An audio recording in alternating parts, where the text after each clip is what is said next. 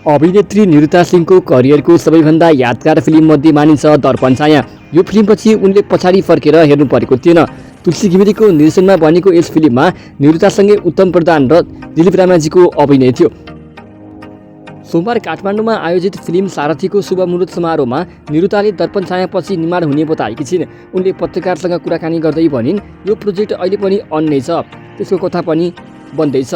यसको कथा उत्तमजीले लेख्नु भएको हो। दर्पण छाया सकिएको 20 वर्षपछिको कथा हो यो। उत्तमजीले एकदमै राम्रो कथा लेख्नु भएको छ।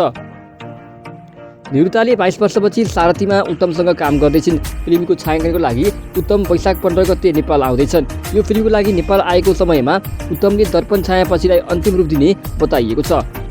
उहाँ सारथीको छायाङ्कनमा आउँदा यो फिल्मको तयारी थाल्नुहुनेछ।